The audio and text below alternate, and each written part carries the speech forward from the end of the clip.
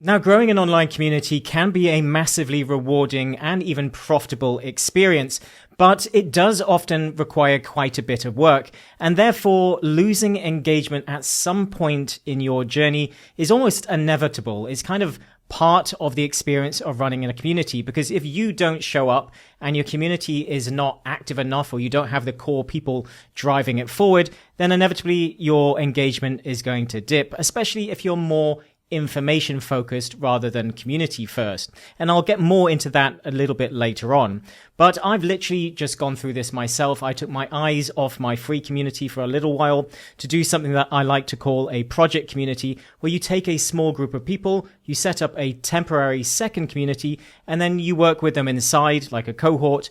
And then I moved them back into the free community, and it's all been pushed back together. But for a couple of months there, I took my eyes off the free community. I wasn't engaging as much, and inevitably we get that sort of nosedive that happens in terms of engagement. And you also removed some of your key players from the community to work in that cohort, and that means that they weren't engaging in the free community as much. So engagement goes down. So what can we do to boost it back up if this happens to you, and maybe you want to prevent it from happening as well? So what I'm going to share inside this video is 15 proven strategies that I've used in this community and other communities in the past that will help you drive more engagement in your community and get things fired up again. So if it's gone dead, don't worry, we can push it back up using just some of these strategies that I'm about to share with you. Now, the first one, and maybe most obvious one, is that you need to show up more. Even if you don't want to be the person that's only commenting and creating posts out there, and you don't really want it to be guru focused, you inevitably are going to have to show up more in the beginning. You're going to be the one that does the unscalable. You sort of reach out to people more, you speak to people more, you post more, you comment more. You are going to have to show up more. And then we want to try and take a step back and nurture people to try and get them to engage more. But inevitably, the data shows that the more you show up in your community, the more other people will eventually show up as well. And you can see by the fact that I obviously took my eyes off my free community for a while and engagement went down. So communities, at least until they have a number of other leaders inside, require you still to be driving it forward. So showing up more will just drive and boost your engagement automatically. The next thing that I like to do is I like to do the unscalable. Now, you may have heard people say this in the past, but doing the unscalable is what a community is kind of all about. But the unscalable is what drives information businesses in general, because we want to do things such as having one-on-one calls with people, welcoming people, doing onboarding with one-on-one or even small groups with people to try and bring them together to make more of a community vibe. But DM people, check in with people, go through your list and DM people again to see how's it going. If you've got anything in the community, are you struggling? What are you struggling with right now? What are you up to? Is there anything I can help with? I've noticed you've gone a bit quiet in the community. You really want to do the unscalable to get things fired up again. And I think in the beginning, doing the unscalable is what will bring in the core base of your community. Because if you think about your community a lot like a house, so I remember the story of the 3 little pigs, where you've got the house made of mud and straw. Well, think about that like the foundation of your house and your community. That's going to not last. It's going to crumble at some point. It's not going to withstand the test of time. But when you build the foundation strong with bricks and mortar, then the foundation of that community is going to be much stronger as it grows. So the first people that you have in there, the experience that they have, how invested they are in you, you're not just a picture on a profile where people don't see you as really a human being or someone yet. Obviously, they know you are, but people lurk in the background and don't really get to know you and don't really get invested in the community until they know you and they feel like they're a part of it. So do the unscalable and bring people into the fold and build that foundation so you can get the true community leaders in there that can then take some of the pressure off you. So I really think it's important, especially when you're under 100 people, to do the unscalable and try and fire things back up. And if your community goes dead, try and find those active people and try to raise that community back up again by doing the unscalable for certain people. So yeah, DMs, more live calls, more one-on-ones, and so on. The third point is mini actions. Now, I always think this is a good one. And when I used to do more challenges in my communities, it was a great way of having lots of posts attached to different lessons and having things happen in an order, in a sequence. And what I like to do is start off with mini actions. So actually creating a post is quite scary for most people when they're new. So if you do mini actions such as share a gift, like this post, say a word, you do lots of tiny little things that are very approachable for them, not scary. Everybody's doing it. They're just having to do it in the comments most of the time.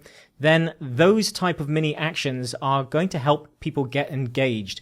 And once they do a mini action, you can slowly scale them up to doing bigger actions as they gain more confidence. So as introducing themselves below one post, perhaps, they will see other people saying hi and how is it going and asking questions. You could ask more questions, and then that will give them the confidence to potentially, at some point after doing that a few times, to then create a post.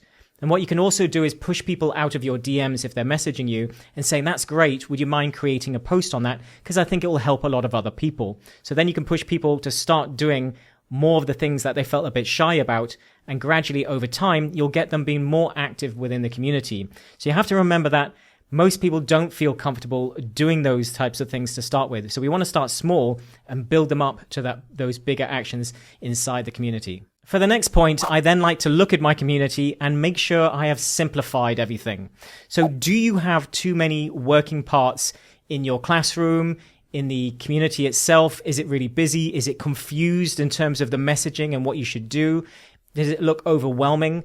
This can be a main reason why people leave. They basically come in or then they decide to leave and they never show up again, or they churn, is because of overwhelm. So if your community is too confusing, it's too overwhelming, it's too complicated, there's too much going on, there's too many mixed messages, maybe you've split your audience because you're trying to do too many things in that community, then I find the simplifying things works really well. So I used to have a lot of courses and programs in my communities, and then over time, I've just removed them all. So I really try to have as little as possible inside the communities so that I'm not overwhelming people. So go into your classroom, go into the setup, and make sure that you've not got too many working parts and complexities. You're not trying to do every piece of community advice that's out there. Because what we often do is we look at all of the features and we try to use the maps, we try to use the leaderboards, we try to use every single feature that is in the community itself. But sometimes simplicity is the best thing. So maybe it's a free thing, it's a paid thing, we've got a couple of calls, and then you just have a good onboarding experience and that's it. So we don't need to overcomplicate things, but we've got a similar goal that we're all working towards inside the community. And that simplicity for me generally, I think, brings a nice sort of cohesive community. Number 5 is one that I really like, and it's something that I'm starting to reserve more for premium users in our community moving forward, because it is obviously time consuming, but that's to do video feedback. Now, you don't have to obviously do video feedback using the school platform. You can do this, but what I would actually do if you can is just get a Loom account, a free Loom account, and then you can actually record feedback and comments for people, and that just gives a much nicer, higher level without having to do one-on-one calls of attention. So you're giving people a lot more feedback, and I personally find it much easier than typing. I'm a 2-digit typer. I basically type one button at a time, so I'm very, very slow. So for me, recording audio, if school had that feature, but they don't, but recording Loom is the next best thing, where I can just turn my camera on, chat to people, record them a quick message, and then add that link directly to the posts and the comments. And that way they get a really higher level of feedback in very little time. So I think this just adds a great additional layer where people get more invested again and feel the quality of your community and what you're sharing inside. Number 6 is to reply to as many comments and posts as possible. Now, obviously, this is easier when there's just a few people inside and the community is not that big. And as that grows and as your community gets more active, then you're going to be answering a lot more posts inside. And yes, that can get overwhelming. But the more you can do it when your community is not that active, the better. So when it's not active, you really want to drive towards that. And then what will happen is, as things get more active, you can step back a bit, let things breathe, and see if other people answer the questions before you do. Because that's ideally what you want. You want people to answer it before you do, because if they get used to you always stepping in first, and you know how it is, if the supposed guru or expert of the community answers first, then a lot of people wouldn't feel comfortable sharing their thoughts next. So I often like to let it breathe once you've got things going. But while things are not that active, you should be getting in there, answering just about everything that you can, and engaging with everybody and asking more questions. So have questions that are leading So if you're, rather than doing this sort of support type of community where you try to answer the question as quickly as possible and to end the conversation, we actually want to do the opposite and continue the conversation so that each post has a stream of different comments and engagement below them. And then you have all these different conversations happening below all of these different posts. And that is what drives engagement in terms of posts and communication throughout the community. The next one is to do more live calls. Now, you don't have to do many. You don't have to do lots. You ideally want to make sure that you've got enough people inside and people are actually going to show up to these calls. So you only want to market them before, message them, send a few emails, push people, tell people that there's a call coming, and make sure that the notifications are turned on to remind them the day before for the calls.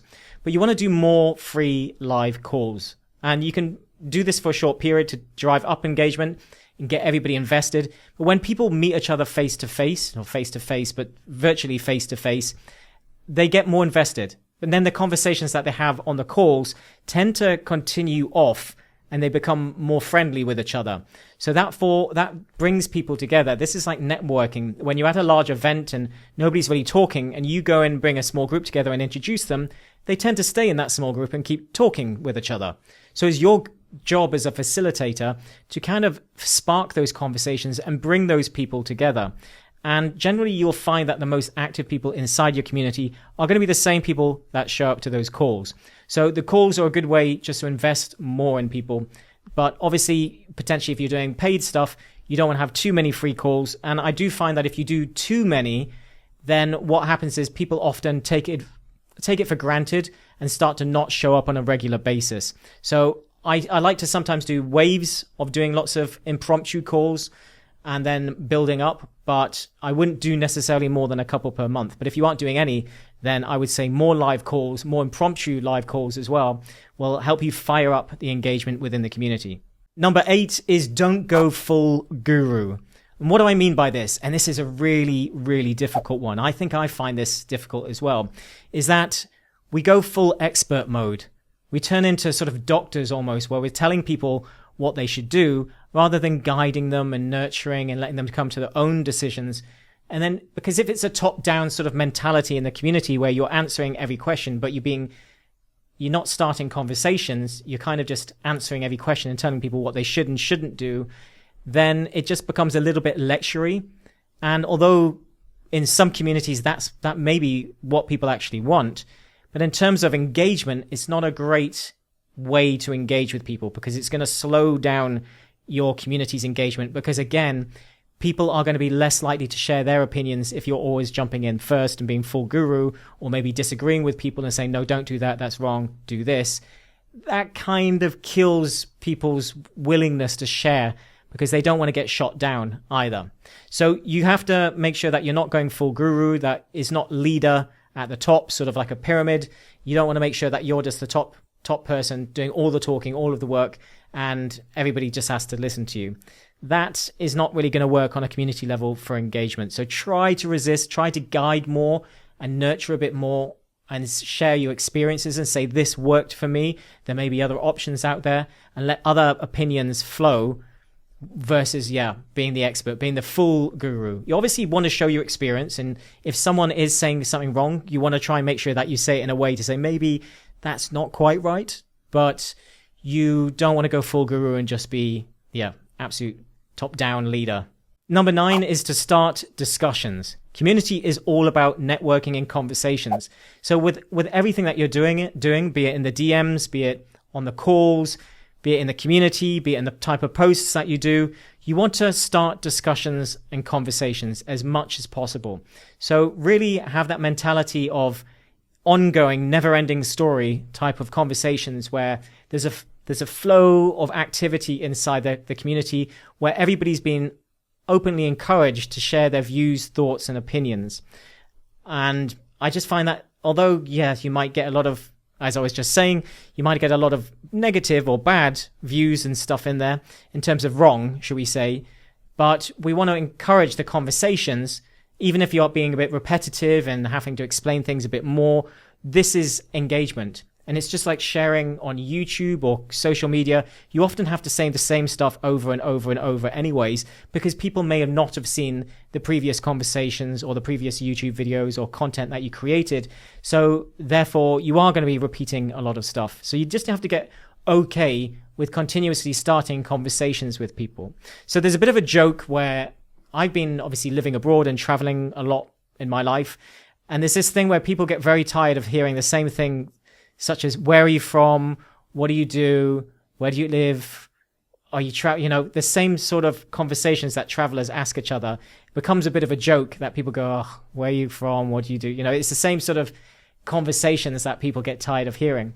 But it is relevant and it is important. And most people do want to know that information. And it is the type of information that you need to know to get to know someone when you first meet them.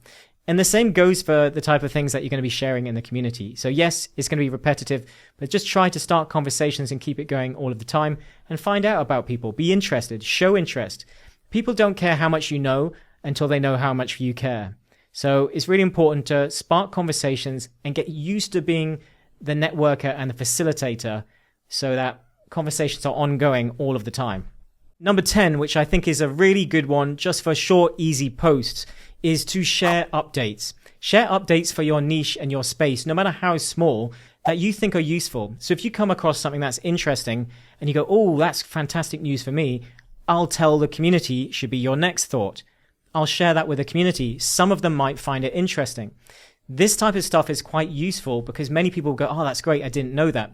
So for example, myself, it's what I do is community building and using YouTube for a source of traffic. So it's about building your community coaching business around YouTube and school. That's what our community is about, which I'll also link to in the video description if you want to join. It's completely for free. But it's about community building and YouTube. So I could talk about YouTube updates and I could talk about school and community updates.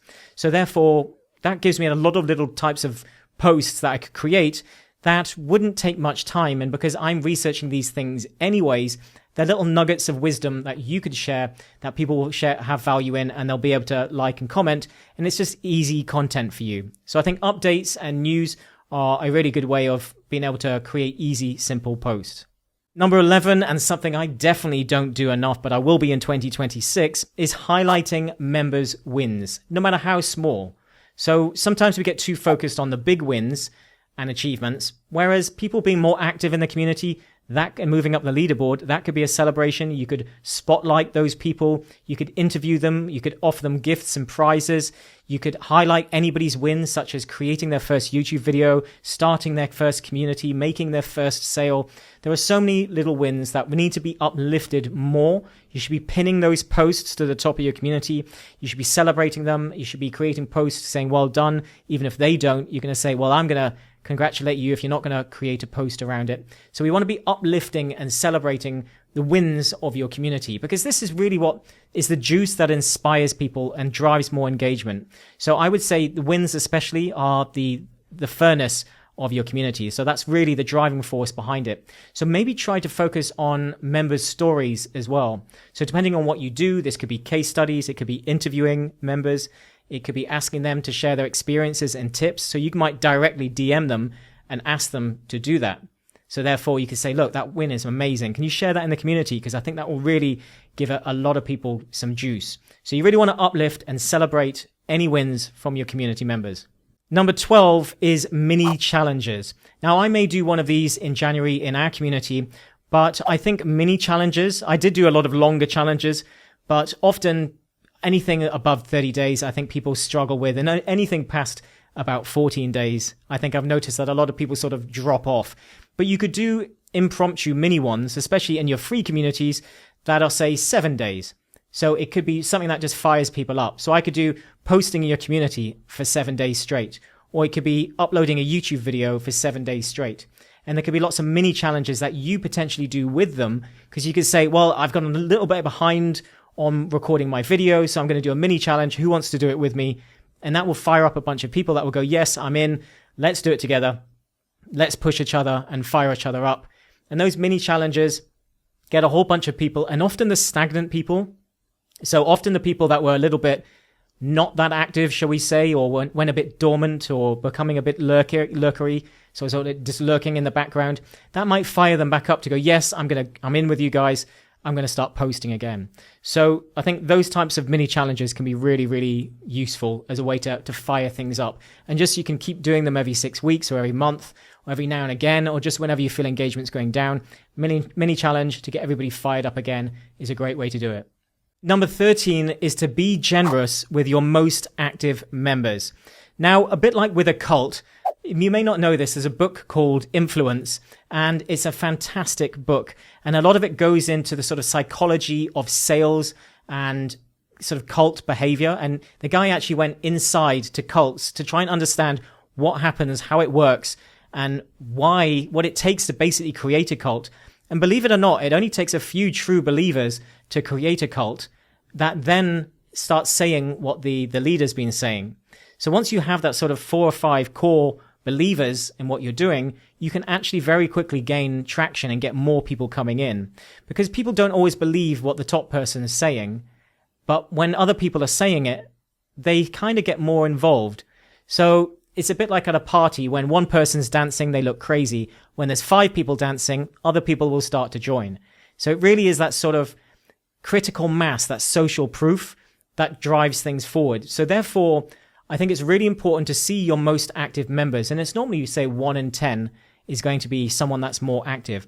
They're not going to be the lurker. So forget the lurkers. There will always be lurkers. They're just see them as a contact that maybe one day will do something. But you want to invest heavily and generously with those active people, because they will be your future community leaders. They will be the most active ones. They will be potential clients for you, and they will be the ones that just drive the community forward and are the most active. So you want to be generous with them. Those are the ones you might get on a one-on-one onboarding call with. Those are the ones that you're going to spend a bit more time on the answers that you give them. You reward activity, and other people will see that reward as well. And also those ones will start to answer questions for you. So the time you invest in them, you'll potentially get back later on. So I think it's really important to invest in those people so that you can actually grow your community and have those leaders as well. Number 14 is to be inclusive and not divisive. Now, obviously the world is super divided these days, and everything, especially politics, is just a really divisive thing, because no one can decide who's right, who's wrong. And to be honest, in my community, I pretty much say I'm discouraging it. Yeah, I just don't want it in this community. Keep your politics out of it. We're all here for a common goal, and that's what we work towards. So I would say don't, unless it's part of what your community is about, don't try to be divisive. You want to try to unite people around a common goal rather than being too polarizing inside. The goal of your community and your mission could be polarizing enough that's already uniting people. But don't then try to create factions or let people create division inside. I actively discourage that, and I think you should discourage it in terms of the other people inside the community as well, to make sure that they're not being political, or because then people get concerned about sharing their views, and I just think that creates an environment that's just not very friendly. So I would encourage to make sure that you're being inclusive, you're being friendly, and you're making sure that you're policing other people to make sure that they are being friendly and courteous inside, and that you're all just treating each other with common decency and without trying to be divisive at all. So yeah, try to be inclusive for everyone. And number 15, the last point, is to bring in new blood. Your community will die inevitably, especially depending on the type of community, which I'll get to in just a moment. You will have less activity over time. So if you're not bringing continuous new people in, and that's why I love the combination of YouTube and your community, because you can treat them one in the same, and the YouTube part gets people to know, like, and trust you, builds your authority, but then also drives traffic for the people that are ready to take the next step and pushing them inside your community. But you need a constant stream of new people coming in. Otherwise, as people drop off, you're not going to maintain that activity. The activity will naturally go down. Momentum is lost when no new blood is coming in. So you need to make sure that you've got some form of traffic source to be able to push new people continuously into your community.